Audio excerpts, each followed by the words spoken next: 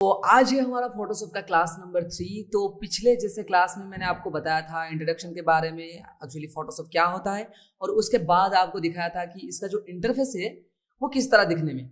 Okay, तो आज से जो हमारा क्लास शुरू हो रहा है वो बेसिकली आज से हमारा जो टूल्स वगैरह के ऊपर शुरू हो रहा है, और कैसे हम न्यू प्रोजेक्ट बना सकते हैं फोटोशॉप के अंदर, उसके बारे में आज से हम डिस्कस करेंगे। और आज से जो क्लास आगे आएंगे उनमें हम देखेंगे इसके अंदर जितने सारे टूल्स हैं, पहले तो टूल्स को क्लियर करेंगे, उसके बाद एडिटिंग सीखेंगे, और कौन सी ऐसी चीजें आपको बताऊंगा, मैंने बहुत सारा ऐसी चीजें आपको बताऊंगा इसके अंदर जिसको आप यूज करके अपने जो डेली लाइफ के रूटीन में बहुत ज्यादा काम कर सकते हैं इजीली। ओके, इस टूल को यूज करके, जितने भी टूल्स है जो कि आपको बाहर कोई नहीं बताएगा। ओके, तो चलिए आज की क्लास को शुरू करती है। तो देखिए ये हमारा फोटोशॉप का जो इंटरफेस है आप देख सकते हैं अभी मेरे स्क्रीन में। तो पहले तो हमको ये करना पड़ेगा कि आपको काम करने के लिए एक जगह लेना पड़ेगा, जिसको हम कहते हैं फोटोशॉप के अंदर वर्क स्पेस। काम करने के लिए जिस जगह को यूज किया जाता है उसे फोटोशॉप में कहा जाता है वर्क स्पेस। और एक होता है डैशबोर्ड, और एक होता है आर्ट बोर्ड, जिसका थोड़ा डिफरेंट काम होता है। तो पहले तो हम जानेंगे वर्क स्पेस को, क्योंकि इससे यूज करेंगे हमारे डेली लाइफ में। आर्ट बोर्ड का थोड़ा अलग ही काम है, तो उसे हम बाद में जानेंगे। ओके, तो पहले हमें एक वर्क स्पेस बनाना पड़ेगा, ओके, जिसके अंदर हम काम करेंगे। तो इसके लिए सबसे पहले आपको ये करना पड़ेगा कि आप फाइल टैब में जाइए, वहां पर क्लिक कीजिए। पहले नंबर पे आपको एक ऑप्शन दिखाई देगा जिसमें लिखा हुआ न्यू, जिसका शॉर्टकट है कंट्रोल एन। तो आप कंट्रोल एन या फिर यहां पर जाके फाइल में न्यू के ऊपर क्लिक करते ही आपको एक न्यू डॉक्यूमेंट का स्पेशल विंडो दिखाई देगा आपके कंप्यूटर स्क्रीन में। तो ये जो विंडो आ गया आपके सामने पॉपअप होके, इसमें बहुत सारे ऐसे चीजें हैं जिसको हम एडजस्ट करके हमारा जो वर्क स्पेस को डिजाइन कर सकते हैं, जिसके थ्रू हम आगे जाके काम करेंगे। ओके, तो पहले तो आपको ऊपर कुछ चीजें को बता देता हूँ कि ये जो चीजें ऊपर दिखाई दे रहा है ये क्या है। देखिए पहले तो दिया है रिसेंट के अंदर आप दो ही चीजें यहाँ पर देख सकते हो। एक तो एक custom 1080 by 1080 pixels, right side में default Photoshop size 7x5 inches. ये फोटोशॉप का कुछ डिफॉल्ट साइज दिया गया है जो कि रिसेंटली यूज किया गया है। इसका मतलब आप राइट साइड में जो भी साइज लेके काम करेंगे, मतलब कि पिछले वाले क्लास में या फिर पिछले वाले प्रोजेक्ट में, पिछले वाले जो डॉक्यूमेंट में आप जो कुछ काम किए होंगे वो सभी चीजें आपको यहाँ पर दिखाई देगा रिसेंट के अंदर। तो ये जो रिसेंट था इसके अंदर आप ये देख सकते हैं कि कौन सी चीज आप किए थे पिछले वाले जो प्रोजेक्ट में। ओके, तो ये था रिसेंट। इसके अंदर हम देख सकते हैं रिसेंटली यूज किया गया या फिर रिसेंटली ओपन किया गया फाइल या फिर डॉक्यूमेंट। इसके अलावा ऊपर save, photos, print, Illustrator, web, mobile, film and videos, इसी तरह की बहुत ही सारे आपको दिया गया है यहाँ पर प्रीसेट। इसको कहते हैं प्रीसेट, इसका मतलब प्री डिजाइन, पहले से सेट किया गया फॉर्मेट, जिसे हम बोलते हैं प्रीसेट। तो देखिए यहाँ पर सेव दिया गया है। सेव का क्या काम क्या है आगे जाके बताऊंगा। फोटोज देखिए, फोटोज को आप किस तरह से एडिट कर सकते हैं और कौन सी ऐसी वर्क स्पेस है जिसमें ये एडिट होता है, इससे हम जानने के लिए फोटो में आके यहाँ पर देख सकते हैं। फोटोज के अंदर आपको बहुत सारे डिफरेंट टाइप का रेशियो दिया गया है। उसी तरह की प्रिंट के, जैसे आपको पता होगा प्रिंट करते समय आपके जो पेपर साइज वो तो जानना पड़ेगा, जैसे कि A4 मान लो, A6, A5। इसी तरह की प्रिंट के सेक्शन में बहुत सारे आपको रेशियोज दिखाई देगा।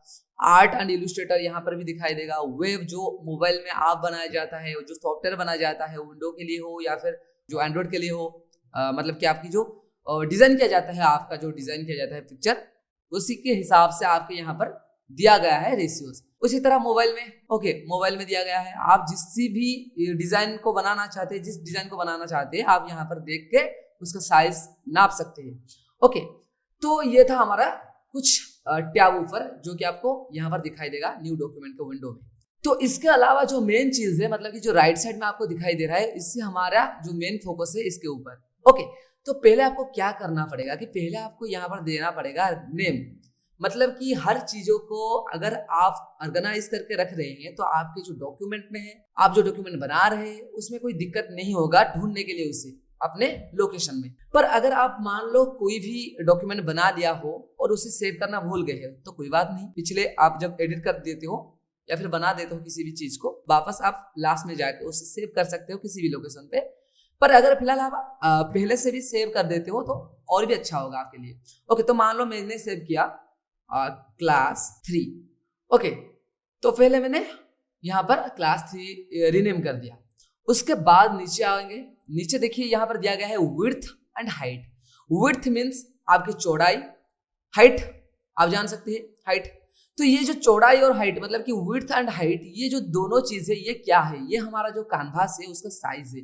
मान लो आप कोई भी बैनर या फिर कोई भी फ्लेक्स कह सकते हो बना रहे हो, उसको प्रिंट करने के लिए आपको जैसे जाके आप स्टूडियो में जाते हो और पूछते हो कि भाई मुझे एक 3 या फिर 3-6 ऐसे कोई बैनर बनाना है या फिर कोई फ्लेक्स बनाना है, तो वो आपको पूछते हैं कि कितने साइज में बनाना है या फिर कितने फुट में बनाना है, तो आप बता देते हैं। तो उसी तरह यहाँ पर भी आपको साइज डालना पड़ेगा। तो यहाँ पर दिया गया है हाइट एंड विड्थ।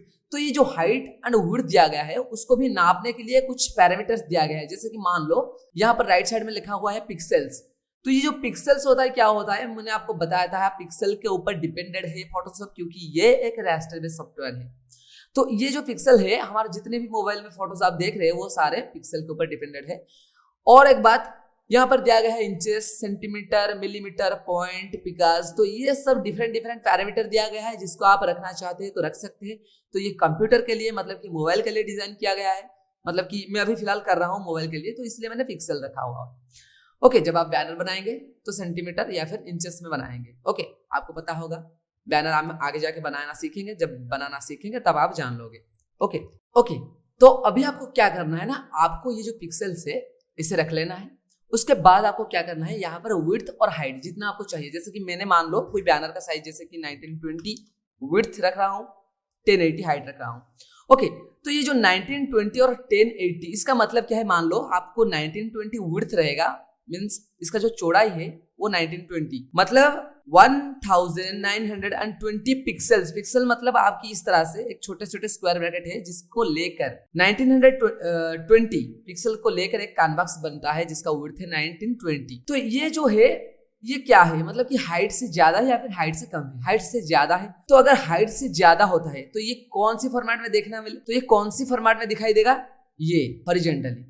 ओके, इसका जो ओरिएंटेशन है, मान लो इसका मैं कमा दूंगा अभी थोड़ा 1000 कर दूंगा। ओके, देखो ये ऑटोमेटिकली पोर्ट्रेट वाइज हो गया, मतलब कि आपके जो लैंडस्केप था वो पोर्ट्रेट में कन्वर्ट हो गया। तो मान लो इसे मैं 1920 रख लेता हूँ। ओके, तो पहला आप तो रीनेम कर दोगे डॉक्यूमेंट को। उसके बाद विड्थ और हाइट जो भी देना चाहिए दे दो। उसके बाद उसका पिक्सल या फिर इंचेस, सेंटीमीटर ये आप तय कर लेना कौन सी फॉर्मेट में रखना है आपको। उसके बाद आपको क्या करना है कि रिजोल्यूशन क्या होता है ना, आपकी वन टाइप ऑफ क्लैरिटी। तो इससे मान लो आप मोबाइल में कोई चीज बना रहे हो तो 72 या फिर 100 इसके अंदर आप रखना, इसके मैं मान लो 100 में रख रहा हूं। और इसके भी आपको दिया गया है 2 तरह की पैरामीटर्स, जैसे कि पिक्सल पर इंचेस, पिक्सल पर सेंटीमीटर। इससे हम पिक्सल पर इंचेस ही रखेंगे, आप भी पिक्सल पर इंचेस रख लो। पर याद रखो जब भी बैनर को प्रिंट करवाना है, आपको कोई फ्लेक्स बनाना है और उसे प्रिंट करवाना है, तो ये जो रिजोल्यूशन है इसको 200 से ज्यादा रखो, अराउंड 300। ओके, तो ये था। और एक था कलर मोड इसके नीचे। ओके, अब देखिए इसके नीचे एक चीज दिया गया है जिसको बोलते हैं कलर मोड। तो ये जो कलर मोड दिया गया है ये अभी आपको दिखाई दे रहा होगा RGB कलर, और उसके राइट साइड में 8 बिट। पहले आप तो देख लीजिए 8 बिट, 16 बिट, 32 बिट्स, ये जो चीजें दिया गया है उसको आगे जाके समझाऊंगा। पर आप मान लें कि जितने भी आपके मोबाइल में जितने भी पिक्चर आप देख रहे हैं वो सारे 8 बिट में ही डिजाइन किया गया है। तो आप 8 बिट रख लेना, ये ऑटोमेटिकली यहाँ पर होगा। उसके बाद आ जाना कलर मोड में। ये जो RGB कलर दिया गया है आपको, ये RGB कलर के अंदर आपको bit map, grey scale, CMYK colour, lap colour दिया गया है डिफरेंट टाइप के। ये जो ग्रे स्केल और RGB दिया गया है, RGB means red, green and blue, इसके ऊपर भी बहुत बड़ा क्लास है कलर के ऊपर। पर फिलहाल अभी जान लीजिए कि RGB जो है मोबाइल में डिजाइन किया जाता है जिस बैनर को, उसे RGB में क्रिएट किया जाता है। CMYK प्रिंट के जब आप प्रिंट करते हैं किसी भी चीज को तब CMYK रखा जाता है। और जो ग्रे स्केल होता है ना वो ब्लैक एंड व्हाइट होता है। तो ब्लैक एंड व्हाइट कैनवास पे अगर आप कोई भी कलर चीज डालेंगे तो वो ब्लैक एंड व्हाइट में ही आएगा। ओके, तो हम इसे RGB रख लेते हैं। उसके बाद देखिए यहाँ पर कुछ एडवांस ऑप्शन दिया गया है, sRGB और RGB इमेज। तो यहाँ पर डोंट कलर मैनेज, यहाँ पर कुछ दिया गया है। मतलब देखिए ये जो sRGB क्या होता है मैंने आपको यही बता देता हूँ। यहाँ पर तो देख दिया गया है RGB, sRGB, don't colour manage, Adobe RGB 1980, Apple RGB, ये सब दिखाई देने वाले कलर। मतलब कि कुछ टाइम ऐसा होता है, मान लो आप लैपटॉप में हो या फिर कंप्यूटर में हो, कोई फोटो डिजाइन कर रहे हैं, उससे सेव कर देते हैं, उससे वापस अपने मोबाइल में ट्रांसफर कर देते हैं, और आपको लगता है कि नहीं ये मेरे कंप्यूटर में कुछ अलग ही दिख रहा था और अभी फिलहाल मेरे मोबाइल में कुछ अलग दिखाई दे रहा है। तो वो जो डिफरेंशिएशन होता है ना, उससे करेक्ट करने के लिए यहाँ पर एक ऑप्शन दिया गया है एडवांस में, sRGB, इससे आप ऑन रखेंगे, और स्क्वायर पिक्सल। ओके, इससे आप स्क्वायर पिक्सल ही रखेंगे और कुछ नहीं, इतने ही चीज आप यहाँ पर कर लेंगे। और एक बात, अगर मान लो कोई भी चीज, मतलब कोई भी रेशियो का आप डॉक्यूमेंट ले रहे हैं और बार बार उसी डॉक्यूमेंट का काम आपको ज्यादातर पड़ रहा है, तो उसे आप सेव करके रख सकते हैं। मान लो मैं इस रेशियो में बहुत ही ज्यादा काम कर रहा हूं हर वक्त, तो इसलिए मैं चाहता हूं कि इस जो फॉर्मेट है, अभी जो सेटिंग्स मैंने किया है न्यू डॉक्यूमेंट के विंडो में, इससे मैं सेव करके रखना चाहता हूं, जिसके थ्रू मैं बार बार बनाना नहीं पड़ेगा मुझे, मैं बार बार इसे यूज कर सकता हूं सिर्फ एक क्लिक के माध्यम से। तो इसीलिए मैं क्या करूं ना, यहाँ पर देखिए जो हम रीनेम किए थे इस क्लास को, यहाँ पर देखिए, यहाँ पर राइट साइड में एक ऑप्शन दिया गया है, यहाँ पर आपको माउस के बटन को लेना है और क्लिक करना है। तो इसके बाद आपको देगा सेव डॉक्यूमेंट प्रीसेट, आपको रीनेम कर लेना है। जैसे कि मान लो मैंने कर दिया बैनर, ओके, बैनर लिखकर मैं यहाँ पर सेव प्रीसेट में क्लिक कर दूंगा। अभी देखिए रिसेंट में और सेव में एक आ गया फॉर्मेट, इसे आप डिलीट कर सकते हो। और मान लो कभी आपको ओपन करना है किसी डॉक्यूमेंट को, आप बार बार यहाँ पर और सेटिंग नहीं करना पड़ेगा, आपको सिंपली ये आके क्लिक कर देना पड़ेगा और क्रिएट करना पड़ेगा। तो इससे पहले और कुछ बताऊं, और एक बात मैंने यहाँ पर देखे छोड़ गया था, आपको बता देता हूँ। यहाँ पर एक लिखा हुआ है आर्टबोर्ड्स। यह आर्टबोर्ड थोड़ा डिफरेंट है हमारे जो वर्क स्पेस में। तो वर्क स्पेस कुछ अलग काम के लिए यूज होता है और आर्टबोर्ड कुछ अलग ही काम के लिए यूज होता है। तो आर्टबोर्ड जो है हम बाद में जानेंगे, वो स्पेशल या आर्ट के लिए यूज किया जाता है, और किस तरह से यूज किया जाता है वो बाद में आपको बताऊंगा। ओके, तो आपको क्या करना है, पहले तो आपको कंट्रोल एन करना है।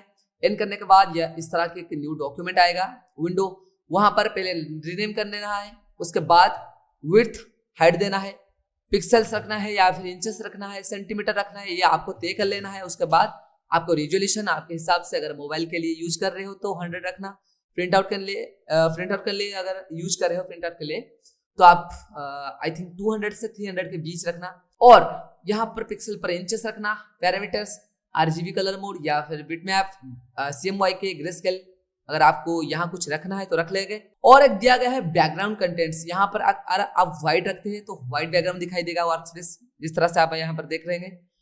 और ब्लैक अगर रखेंगे तो ब्लैक दिखाई देगा। अगर ट्रांसपेरेंट तो PNG के लिए, ये किस लिए यूज किया जाता है मैं बाद में बताऊंगा, पहले आप व्हाइट रख लेंगे या फिर आप यहाँ पर कस्टम चूज कर सकते हैं कौन सा आप चाहते हो। ओके, तो इसको करने के बाद आपको सिंपली ये करना है कि आपको क्रिएट बटन में क्लिक कर देना है। इसको करते ही आपको यहाँ पर एक डॉक्यूमेंट दिखाई देगा, और क्लास 3 के नेम पे ऊपर देखिए, अगर आप ऑल की को प्रेस करके स्क्रॉल बटन को स्क्रॉल करते हैं, यहाँ पर आपको जूम साइज दिखाई देगा।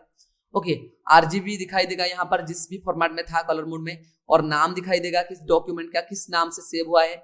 और अगर आप कंट्रोल और 0 की को प्रेस करते हैं, यह आपके ओरिजिनल साइज में आ जाएगा फिट स्क्रीन में। और कंट्रोल 1 अगर आप प्रेस करते हो तो ये 100% पे ऊपर आप देख सकते हैं 100% में आ गया। ओके, तो ये था हमारा आज का क्लास, किस तरह से हम डॉक्यूमेंट क्रिएट कर सकते हैं ये हमने जाना। और एक क्लास आएगा जिसमें मैं लेयर पैनल के बारे में थोड़ा बहुत आपको जानकारी दे दूंगा, पर आज के क्लास में और थोड़ा बता देता हूँ। ये जो फोटोशॉप का कोर्स है ना, इसमें आपको सबसे ज्यादा मदद करेगा एक चीज, वो है लेयर। मान लो कोई भी आप चीज बना रहे हो, मान लो मैं ये एक डॉक्यूमेंट लिया और वर्कस्पेस लिया, अभी ब्रश टूल को चूज करके, मैंने ब्रश को चूज करके यहाँ पर कोई भी काम कर रहा हूँ। फिलहाल देखिए इस तरह से मैंने ब्रश को चूज किया, छोटा किया, इस तरह से काम कर रहा हूँ। तो ये जो प्रिंट में कर रहा हूँ ना, ये किस पे कर रहा हूँ, मैंने जो डॉक्यूमेंट लिया है, जो वर्कस्पेस लिया है, उसके ऊपर कर रहा हूँ।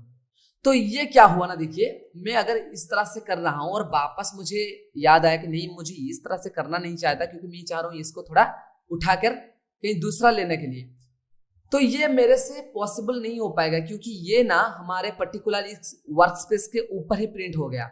मान लो कोई दीवार में आप पेंट कर रहे हो ब्रश से, तो वो क्या होता है, वहां पर आप परमानेंटली वो पेंट कर लेते हैं। अगर वापस आप चाह रहे हैं कि ये जो पेंट किया हुआ है उससे कहीं दूसरे जगह पे लेना मैं आप चाह रहा हूं, तो वो नहीं हो सकता है, वो परमानेंटली हो गया। पर मान लो कोई दीवार पे मिरर रखा हुआ है, उसके ऊपर मैं प्रिंट कर रहा हूं और वापस चाह रहा हूं नहीं, यहाँ पर मुझे लगाना नहीं था, वहां पर लगाना था, तो आप वापस उसे ले सकते हैं। तो इस तरह से आप ब्रश को यूज कर सकते हैं पर्टिकुलर आपके जो बैकग्राउंड लेयर में है। पर आपको सजेस्ट करूंगा कि बैकग्राउंड में कभी भी किसी तरह के काम नहीं करना, आपको यहाँ पे न्यू लेयर लेना है और किस तरह से लेना है, सिंपली यहाँ पर आके क्लिक कर लेना है और यहाँ पर आप अभी प्रिंट कर सकते हैं कुछ भी चीज। और वापस अगर आपको लगा कि नहीं मुझे यहाँ नहीं करना था, यहाँ करना था, तो आप सिंपली इसको क्लिक करके ऐसे ड्रैग करके ले सकते हैं। इसके बारे में और भी इन डिटेल में आगे जाके जानेंगे, बस आपको बता दिया कि ये जो लेयर नाम का चीज है ना, ये आपका बहुत ही बड़ा दोस्त बनेगा फोटोशॉप के अंदर, तो इससे मत भूलना।